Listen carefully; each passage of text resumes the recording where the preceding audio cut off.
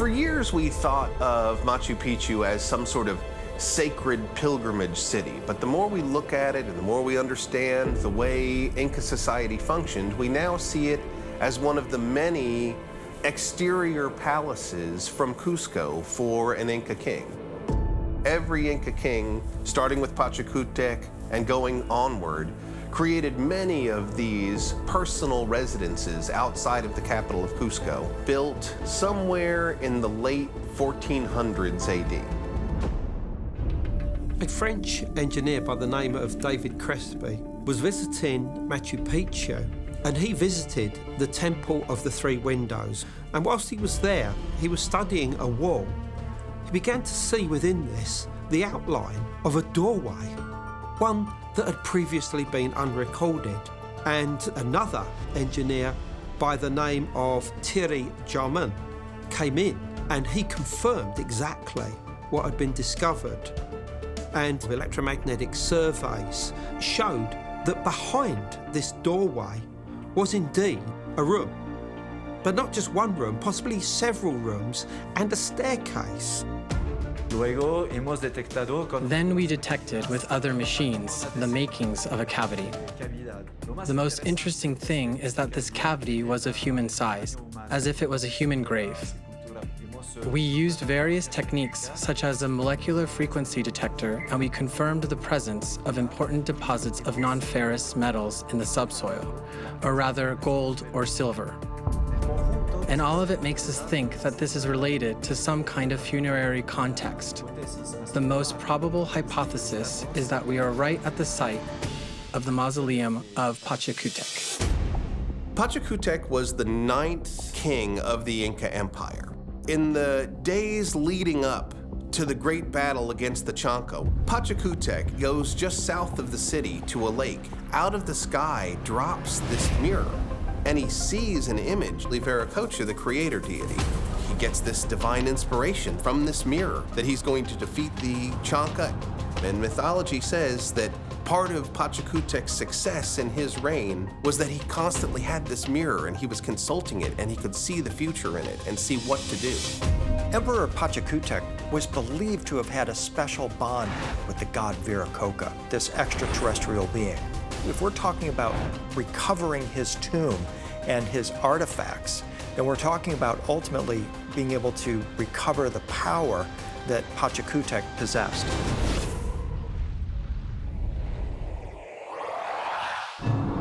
Machu Picchu, Peru. Approximately 50 miles northwest of Cusco, nestled high up in the Andes Mountains. These ancient Inca ruins, believed to have been a palace complex, date back to the 15th century. Located in the southwestern corner of what archaeologists contend was the site's main plaza is the Temple of Three Windows, a stone hall 35 feet long and 14 feet wide, containing 3 trapezoidal windows along one wall. Textbooks say that the windows of the Temple of the Three Windows are aligned perfectly to let June solstice sunrise come right in at a perfect angle, that the entire building is oriented to receive the first light as it comes over the mountains through those 3 windows at summer solstice. The 3 windows symbolize the Incan creation myth. According to legend, the children of the sun god Viracocha stepped into the world through 3 mysterious openings in a mountain and gave rise to the Incan civilization. In the creation story of the Incan people, the children of the sun, the Ayer brothers, came down through 3 portals, 3 windows to begin the Incan people. The temple at Machu Picchu with 3 windows is said to represent this miraculous event. These brothers were the offspring of the god Viracocha that seemed to have brought the first wisdom and knowledge and rudiments of civilization to the peoples of South America. And by simply looking through these 3 windows, the mind could reach out and connect once more with these gods and communicate with them. Some ancient astronaut theorists believe the Incan creation story may be more than simply mythology. They believe it could be a description of Stargate travel taking place thousands of years ago. When you read this story, you're instantly thinking that this is some kind of a Stargate they're describing, and that these children of the sun, these advanced solar beings, possess some kind of Stargate technology that enabled them to open these gateways. And maybe the Inca story is a recollection of their utilization of this Stargate technology. The IR brothers could be very real beings who came in, visited the Incans, gave them the basis of their science, their technology, their spoken language, all of the aspects of civilization, and used a Stargate portal technology on the side of a mountain to get there. Several hundred miles north of Pumapunku, Machu Picchu sits high atop the Peruvian Andes. Built by the Incas in the 15th century, this stone citadel was suddenly abandoned about 100 years later. Like Pumapunku, Machu Picchu also has signs of advanced engineering and possibly molded stones. I can't help but think that whoever was behind this thought the process through from beginning to end. They didn't quarry the rock and then decide, how the heck are we going to transport this? They knew from beginning to end what needed to be done with whatever techniques and technology they were going to use, so that this was no big deal. In industry today, there's a kind of an adage, keep it simple, stupid.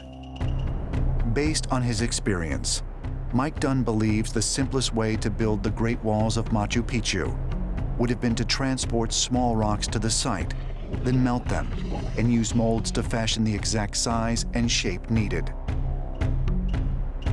That would solve a lot of difficulties of constructing this wall. First, you have your shapes all the same size, each shape.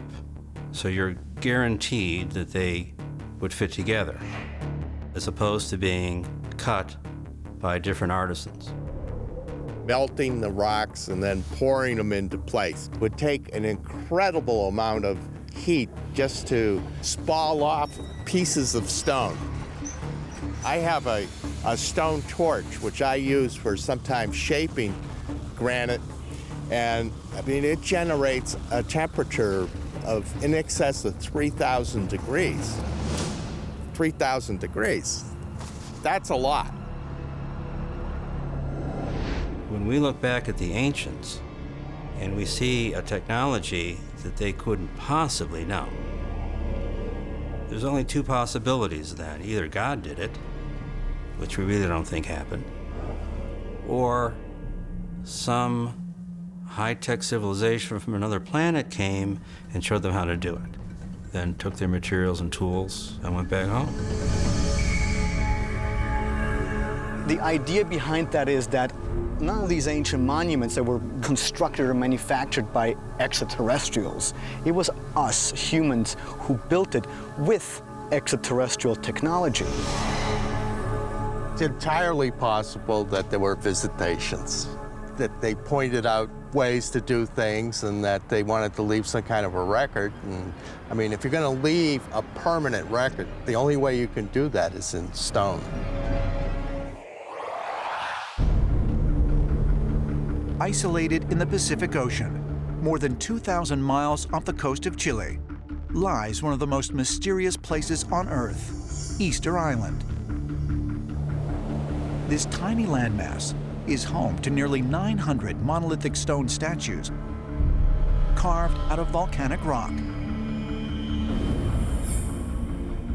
2,564 miles to the east, isolated 7,000 feet above sea level, are the ruins of a mysterious lost city of the Inca called Machu Picchu. And 10,742 miles away, on the opposite side of the world lies Mohenjo-Daro, a site where ancient astronaut theorists believe a nuclear explosion may have occurred in the distant past.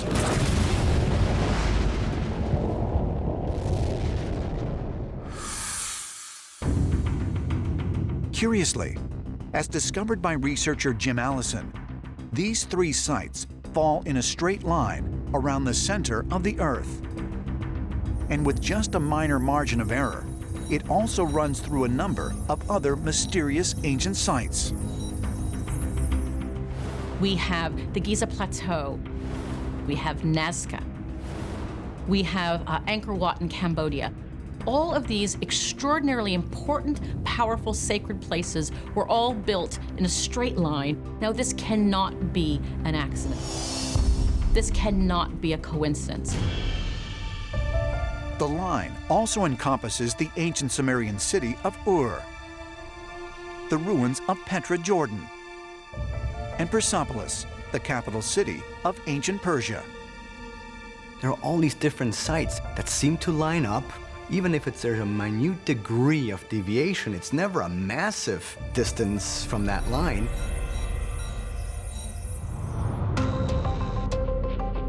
How is it that so many important ancient sites across the globe all follow this line?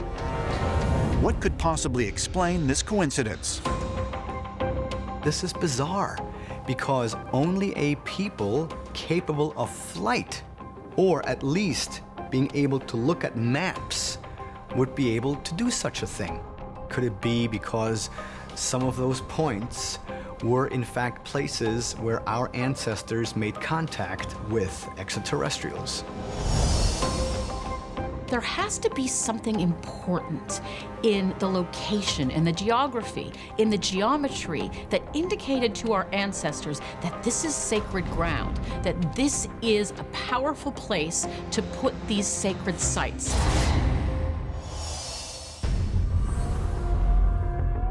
Ancient astronaut theorists say evidence of extraterrestrial intervention can also be found by looking at how early humans aligned their most important sites with the stars.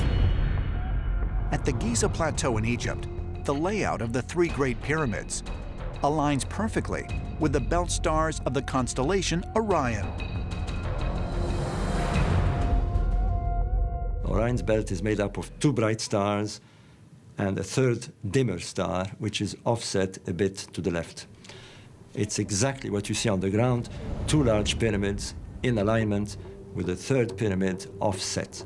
It looks like they wanted to build stars on the ground, if you like. Also aligned with these stars are the ancient city of Teotihuacan in central Mexico,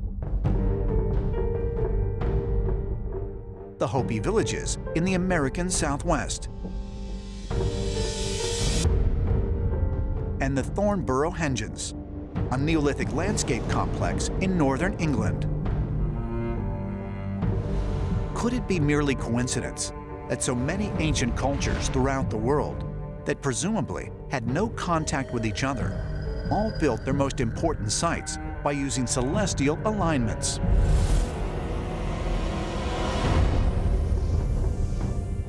Look, this is not something that can be explained away as a coincidence.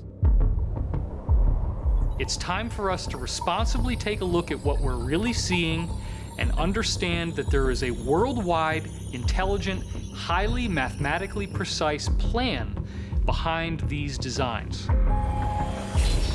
The idea that even ancient buildings are encoded with information and that where they sit on the planet is also part of an intricate code is a fascinating idea, and one that we're just beginning to understand.